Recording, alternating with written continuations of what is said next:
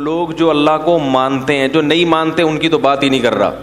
ہندو بھی اللہ کو مانتے ہیں، سکھ بھی اللہ کو مانتے ہیں، عیسائی بھی اللہ کو مانتے ہیں، یہودی بھی اللہ کو مانتے ہیں، بدھسٹ بھی اللہ کو مانتے ہیں، یہ پارسی بھی اللہ کو مانتے ہیں. یہ زیادہ تر تو مذہب اللہ کو مانتے ہیں نا. تو ان کے ہاں اللہ کو ماننے، اور لبرل جو مسلمانوں میں ہے وہ بھی اللہ کو بہرحال مانتے ہیں. مولویوں کو نہیں مانتے مگر اللہ کو مانتے ہیں. کہتے ہیں یہ مولوی درمیان سے نکالو، ڈائریکٹ اللہ کو مانتے ہیں، بس گاڈ ہے ٹھیک ہے.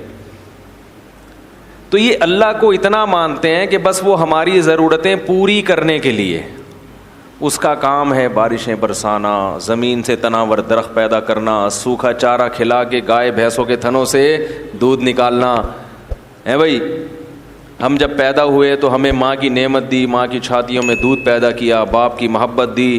جب بالغ ہوئے، جوان ہوئے تو اس نے ہمارے لیے جوڑے پیدا کیے جن سے ہم نے نکاح کیا، ہمیں اولادیں دیں، ہمیں بزنس دیا، کاروبار دیا. اللہ بہت بڑا ہے. آگے بھائی وہ اللہ کی کیا ڈیفینیشن، بس اتنا ہی ہے بھائی. اس سے آگے ہم اللہ کو معاذ اللہ فری کرانے کے لیے ان کی اپنی زبان میں بات کر رہا ہوں، اس سے زیادہ اللہ کو پروٹوکول دینے کے لیے تیار نہیں ہے. ہندو بھی مانتا ہے اللہ، عیسائی بھی مانتا ہے اللہ، اور جو تھوڑی بہت اللہ کی عبادت بھی کرتے ہیں نا وہ بھی اپنے مطلب کے لیے.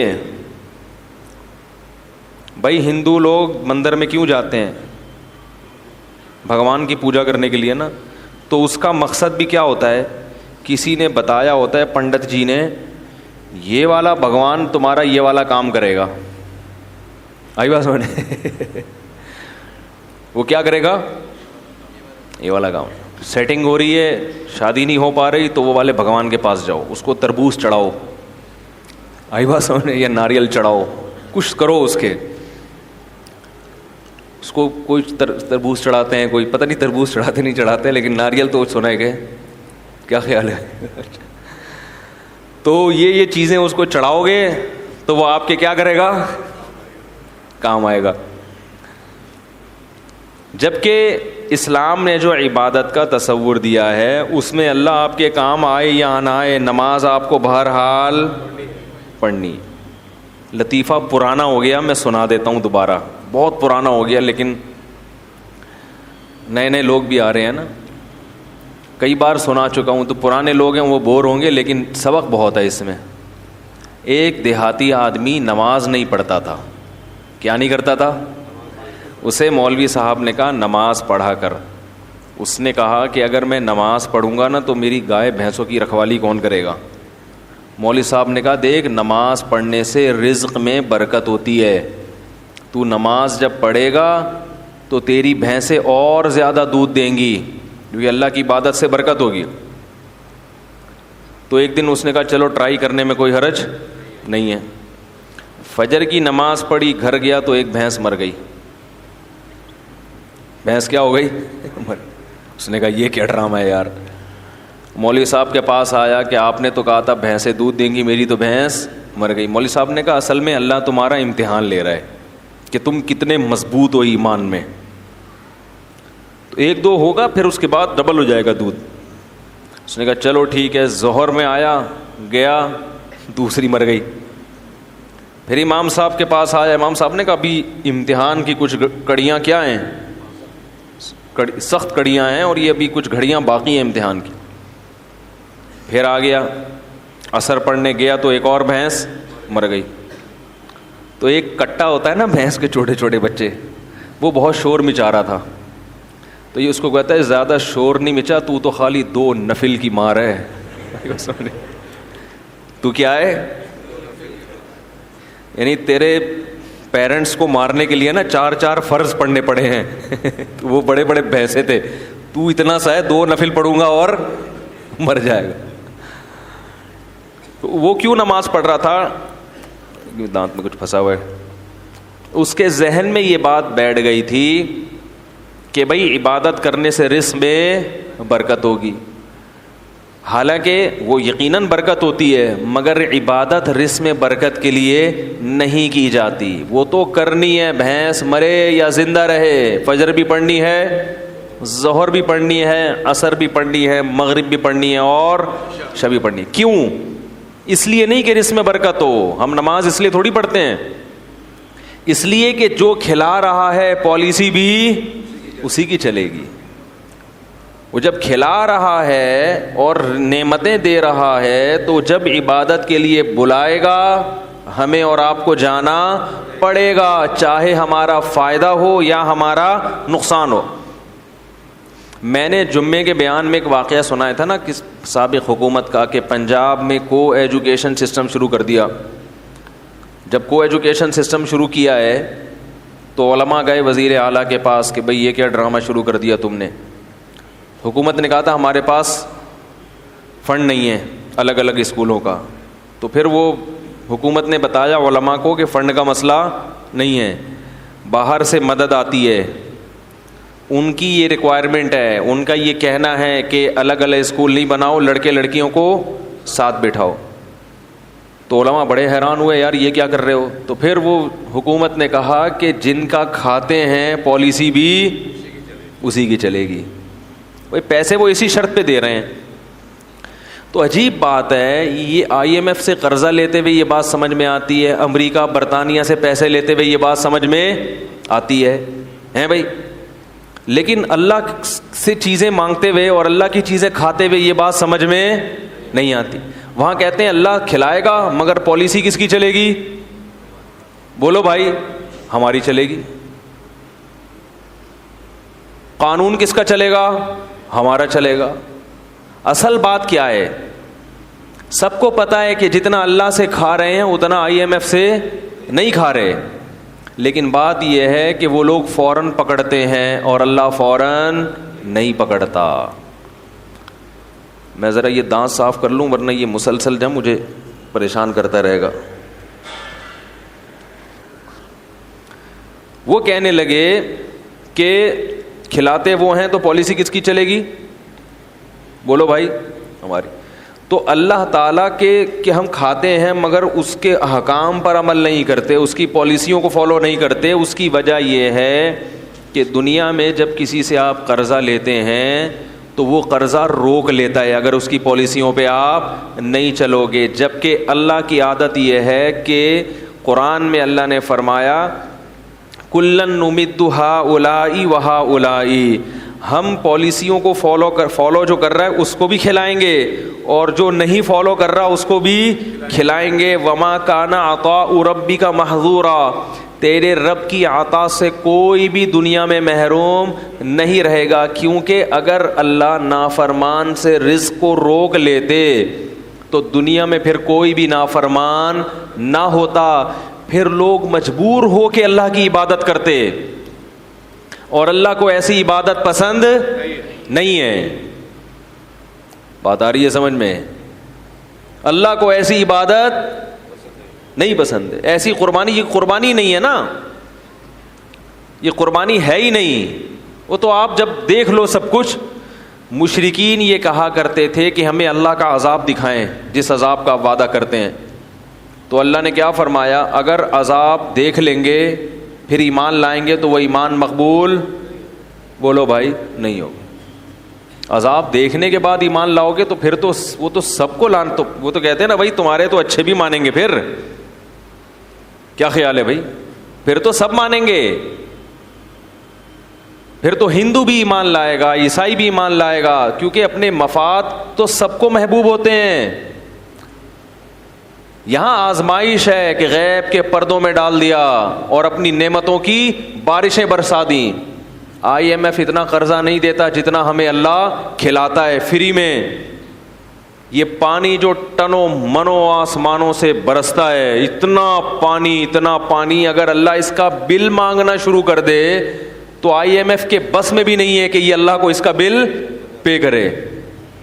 ایک بادل جو چھوٹا سا ٹکڑا ہوتا ہے نا بادل کا, ٹنوں منوں وزن ہوتا ہے اس کے اندر ہزاروں پانی کے ٹینکر ہوتے ہیں جو ایک بادل کا چھوٹا سا ٹکڑا لے کے سفر کر رہا ہوتا ہے. یہ جو ہمیں آسمان پہ کالے بادل نظر آتے ہیں نا, چھوٹے چھوٹے ٹکڑے, یہ ہمیں چھوٹے لگتے ہیں, حقیقت میں یہ چھوٹے نہیں ہیں. ماہرین کہتے ہیں کہ بادل کا ایک ٹکڑا اگر ایک جگہ کھڑے ہو کر برسنا شروع کر دے پورے شہر کو تباہ کرنے کے لیے کافی ہے. یہ جو چھوٹے بادل کے ٹکڑے ہوتے ہیں کراچی کے اوپر سے گزرنے بارشوں میں, تو اگر یہ کھڑے ہو کے کراچی پہ برسنا شروع کر دیں کہ بھائی چلو اب یہیں پورے خالی ہو جاؤ, پورے خالی کہاں ہو جاؤ, ادھر ہی, تو ہم پورے بھر جائیں گے, پھر ہم تیر رہے ہوں گے, پھر تباہ ہو جائے گا سب کچھ. چھڑکاؤ ہے ہلکا ہلکا, یہ کیا ہے, ہلکا ہلکا. معصرات کہا ہے اللہ نے, نچڑنے والے بادل, تھوڑا تھوڑا نچڑتے ہوئے جا رہے ہوتے ہیں, ہلکا ہلکا چھڑکاؤ کرتے ہیں, اور ہوا ان کو دھکیل دیتی ہے کہ بس بہت ہو گیا, آگے نکلو آگے, ایک ہی جگہ پہ نہیں برس جانا, کیونکہ اتنا پانی ہے کہ یہ کراچی والے افورڈ نہیں کر پائیں گے, تباہ ہو جائیں گے یہ سب. وہ تھوڑا سا چھڑکاؤ میں ہی آپ دیکھو حال کیا ہوتا ہے. کیا خیال ہے, اسی میں لوگ تیرنا, کھارا در غائب ہو جاتا ہے, کھارا در اخبار میں آتا ہے پھر, ہے بھائی ایسا ہی ہوتا ہے نا کراچی میں, جب زیادہ بارشیں ہو جائیں گلستان جوہر مارکیٹ سے شارٹ, ایسا ہی ہوتا ہے. وہ جو بھی نشیبی علاقے ہیں وہ بالکل ڈوب جاتے, اتنا پانی اتنے بڑے شہر میں برستا ہے. فَسَلَكَهُ يَنَابِيعَ فِي الْأَرْضِ, یہ رب کی سخاوت ہے جو جوش مارتی ہے. اور پھر اللہ فرماتے ہیں اس پانی کو ہم زمین پہ برسا کے زمین کو طاقت دیتے ہیں, وہاں سے چارہ پیدا ہوتا ہے. پھر زمین کی دراڑوں میں جہاں بھی زمین کو جگہ نظر, پانی کو جگہ نظر آتی ہے نا, سوراخ کہیں بھی, پانی اس میں داخل ہوتا ہے. پھر مٹی میں اللہ نے فلٹر لگائے ہوئے ہیں, وہ فلٹر پانی کو ایسا صاف کرتے ہیں جراثیم سے کہ ہزاروں سال بعد بھی مٹی سے پانی نکالو تو وہ آپ کو بالکل تازہ ملے گا پانی, اس میں ذرہ برابر بھی خرابی پیدا نہیں ہوگی. اور پھر اس پانی کو جب زمین میں داخل کرتے ہیں تو کرتے کرتے ایک جگہ جا کے اس کو بریک لگا دیتے ہیں کہ بھائی اس سے زیادہ نیچے مت جانا, کیونکہ انسان کے لیے اس کو زمین میں اسٹور کیا ہے, لہذا اتنا نیچے مت جانا کہ انسان کی دسترس سے باہر ہو جائے. تبھی ہم کنویں کھود کھود کے پانی, بولو بھائی, نکال رہے, جتنا نکالو اتنا اور آ جاتا ہے, اور آ جاتا ہے, اور آ جاتا ہے. یہ کیا ہے سب؟ KPK میں بعض زمینوں پہ گیا, وہاں ٹیوب ویلیں لگی ہوئی ہیں, پانی آ رہا ہے اور وہ کھیتیاں اس سے آباد ہو رہی ہیں. میں نے پوچھا یار یہ پانی تو, میں تو 2 دن سے ہوں, 2 دن سے پانی نکلتا ہوا دیکھ رہا ہوں آپ. انہوں نے کہا آپ 2 دن سے, ہم 40 سال سے دیکھ رہے ہیں. 40 سال سے کیا ہو رہا ہے, ٹیوب ویل سے مسلسل پانی نکل رہا ہے. تو پھر اس کے ہمارے ابا دادا بھی بتاتے ہیں ہم جب پیدا ہوئے تھے تو یہ پانی نکل ہی رہا تھا, اتنا پانی زمین میں. اور صوبہ سرحد جو ہے KPK وہ اونچائی والی جگہ پہ ہے, وہ نشیبی جگہ پہ نہیں, جتنا اونچائی پہ جائیں گے اتنا پانی زیادہ. عجیب بات ہے یا نہیں ہے؟ پانی کی تو صفت ہے نیچے جانا, لیکن کشمیر میں پانی زیادہ ہے اور کراچی میں کم ہے. حالانکہ کراچی سمندر کی سطح کے بالکل برابر ہے, لیکن سطح سمندر سے اوپر جا رہے ہیں تو پانی اور زیادہ ہوتا چلا جا رہا ہے. سوال پیدا ہوتا ہے پانی تو نیچے آتا ہے, اوپر تھوڑی جاتا ہے پانی. لیکن جتنی بلندی پہ, میں ایسے ایسی علاقوں میں گیا ہوں 7,000 فٹ بلندی, آکسیجن نہیں ہوتی وہاں پہ, سانس لینے میں دشواری, مگر پانی کے چشمے پہاڑوں کی نوک سے پھوٹ رہے ہیں, کیونکہ وہ بھی زمین ہے وہاں, اس کو بھی اللہ نے کیا کرنا ہے, بولو بھائی, آباد کرنا ہے اللہ نے. پہاڑوں کے اوپر پانی جاتا ہے اور بالکل چوٹی سے نکل کے نیچے بہنا شروع ہوتا ہے. اسی وجہ سے اللہ نے کہا ہم نے زمین میں دریا اور چشمے جاری کر دیے. پھر پانی کا ایک الگ سسٹم ہے, جیسے بالکل ہم لوگ چیزیں اسٹور کرتے ہیں نا بھائی, جیسے ہم بقرعید کے گوشت سے حلیم پکاتے ہیں نا محرم میں, میں تو نہیں پکاتا, یہ لوگ پکاتے ہیں, تو وہ کہاں اسٹور کرتے ہیں, فریج میں. کیا خیال ہے بھائی, کیونکہ محرم میں پھر کہاں سے ملے گا اتنا گوشت, تو لوگ بقرعید کے گوشت کو کیا کر دیتے ہیں, اسٹور کر دیتے ہیں, کہ محرم میں اسی سے حلیم پکے گا, تو فریز کر دیا جاتا ہے نا. ایسے ہی گرمیوں میں پانی کی ضرورت زیادہ ہوتی ہے, تو اللہ تعالیٰ کیا کرتے ہیں کہ جو ٹھنڈے علاقے ہیں وہاں پانی کو برف کی شکل میں اسٹور کر دیتے ہیں.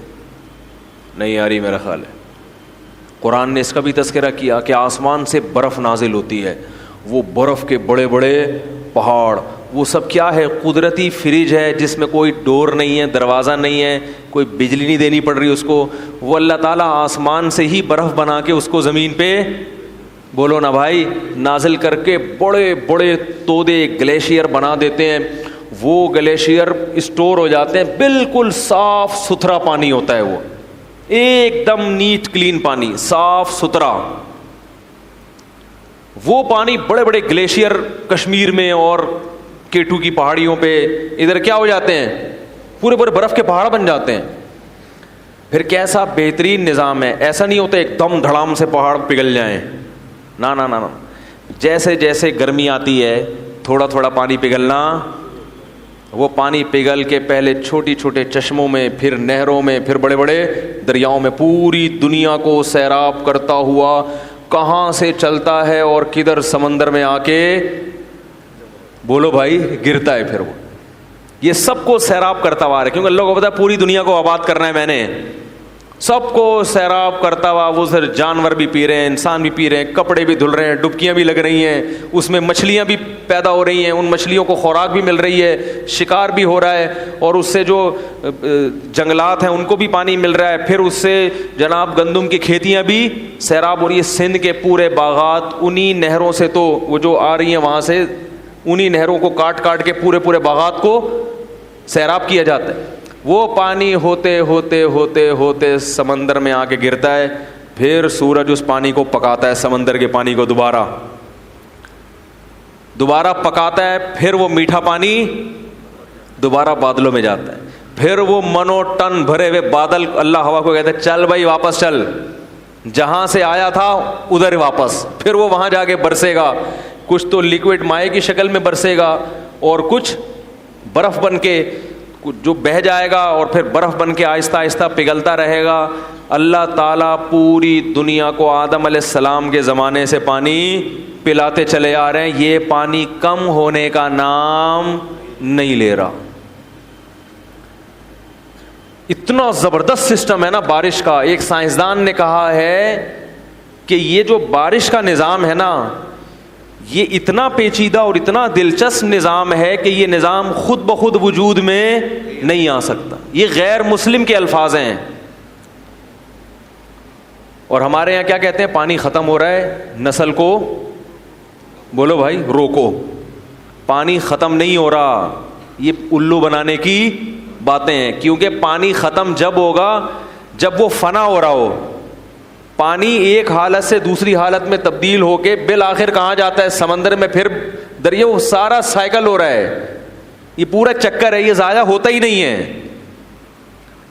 اور کتنے لاکھوں گیلن, کروڑوں گیلن پانی سمندروں میں ضائع ہو رہا ہے. تو ہماری حکومتیں اپنی سستی کہ بھئی پانی کو اسٹور کرنے کا کوئی انتظام نہیں ہے, ڈیم بنانے کی بات کرو تو سیاسی جھگڑے.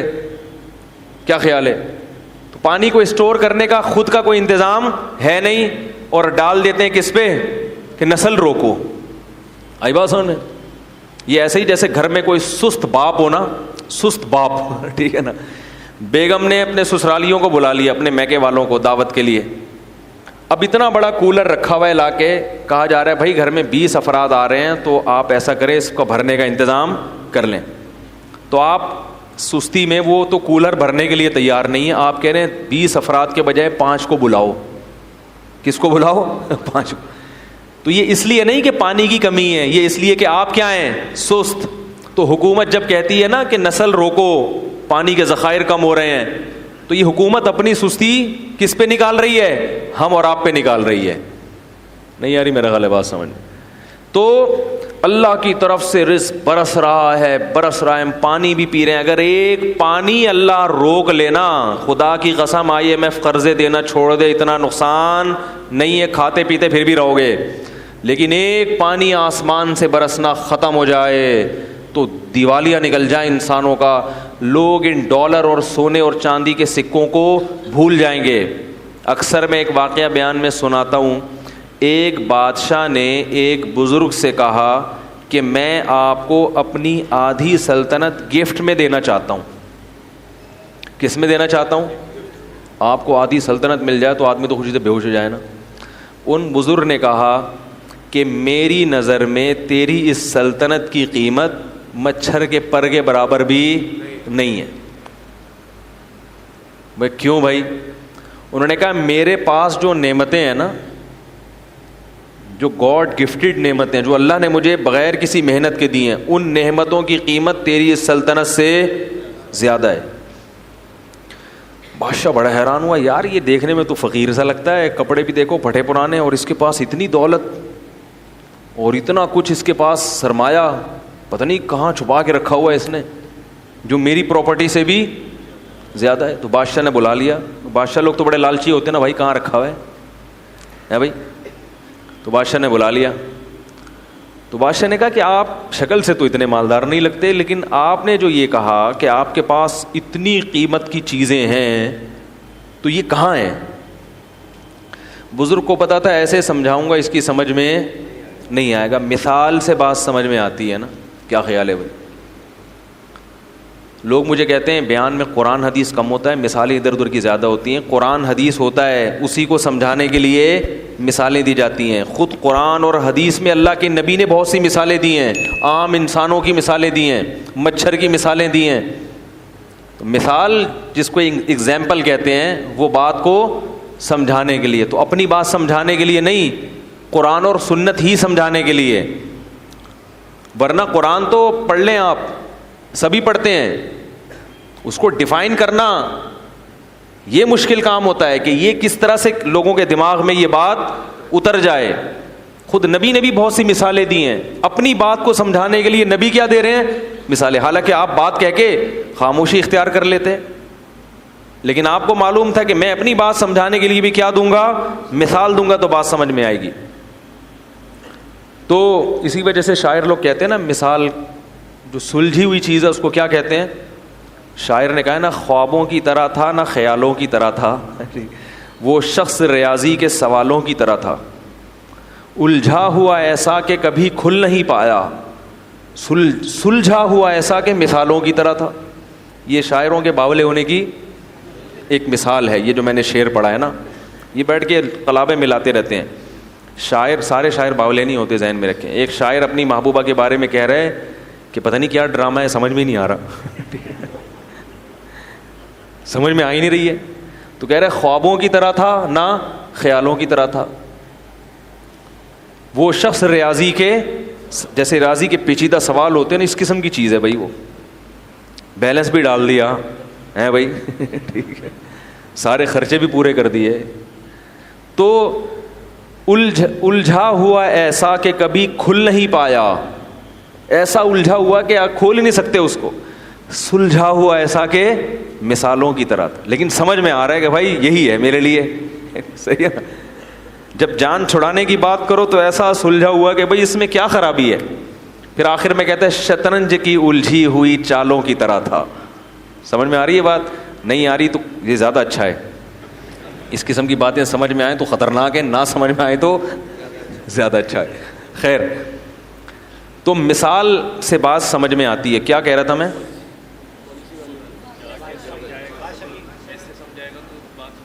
ابے وہ مثال دینے لگا تھا, وہ ذہن سے نہیں. ابے والد کی پالیسی تو بہت پرانی ہو گئی. بادشاہ, ہاں, تو ان بزرگ نے بادشاہ کو مثال سے سمجھایا. وہ بادشاہ بزرگ سے کہہ رہا تھا نا کہ بھائی کی کون سی چیز ہے, تو ان بزرگ نے بادشاہ سے کہا کہ بادشاہ سلامت, ایک مثال ہے, اور مثال اکثر فرضی ہوتی ہیں. ان کو لوگ کہتے ہیں فرضی قصے سنا رہا ہے, تو فرضی بھی ہوتی ہیں کہ فرض کر لو تھوڑی دیر کے لیے, تو کیا ہوگا. تو انہوں نے کہا کہ بزرگ نے کہ فرض کرو بادشاہ سلامت, آپ کو پیاس لگ رہی ہے, ایک پیالہ پانی آپ کے پاس رکھا ہوا ہے, لیکن آپ کو ایک بیماری لگ گئی کہ وہ پانی جب آپ پیتے ہیں تو الٹی ہو کے نکل آتا ہے. وہ پانی الٹی ہو کے, اب پوری ایڑی چوٹی کا زور لگا لیا مگر وہ پانی حلق میں گھسنے کے لیے تیار نہیں, ایسی بیماری لگ گئی. تو بادشاہ سلامت آپ کیا کرو گے؟ بادشاہ نے کہا علاج کروں گا بھائی, الٹیاں رکیں. وہ کون سی گولی آج کل آ رہی ہے الٹیوں کی مشہور, وہ گرینیٹ کچھ اس طرح, گریوینیٹ کھاؤں گا. اس زمانے میں جو بھی گریوینیٹ ٹائپ کی چیز ہوتی تھی, بھائی الٹی روکنے کے لیے گریوینیٹ کھاؤں گا, یہ کھاؤں گا, وہ کھاؤں. اس نے کہا سب کچھ کر کے دیکھ لیا مگر فائدہ نہیں ہو رہا. بزرگ نے کہا پھر ایک حکیم آتا ہے آپ کے پاس, تو وہ حکیم کہتا ہے کہ میں آپ کا علاج گارنٹی کے ساتھ کروں گا, لیکن شرط یہ کہ مجھے اپنی آدھی سلطنت دے دو, اس کے بغیر میں آپ کا علاج نہیں کروں گا, چاہے میری گردن اڑا دو. اور علاج شرطی ہے, اگر علاج نہیں ہوا تو میری گردن اڑا دینا. بادشاہوں کا کام تو پہلے یہی ہوتا تھا, یہ ہو گیا تو گردن اڑا دو, نہیں تو سمجھ رہے ہیں.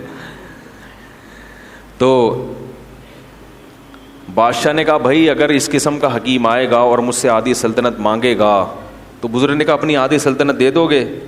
بادشاہ نے کہا دینی پڑے گی بھائی, کیونکہ اس سلطنت کا میں کیا کروں گا کہ پانی حلق میں, بولو نا یار, اتر ہی نہیں رہا, کیا کرنا ہے اسی سلطنت, مر جائیں گے ویسی پیاس سے اور تڑپ تڑپ کے مریں گے. اس نے کہا چلو جی, آپ نے آدھی سلطنت اس کو دی اور اس نے کوئی ایسی دوا کھلائی, اب وہ پیالہ آپ کے حلق میں اتر گیا. اب اگلا پروسیس کیا ہے, پیشاب بن کے نکل جائے. اب وہ وہاں رک گیا.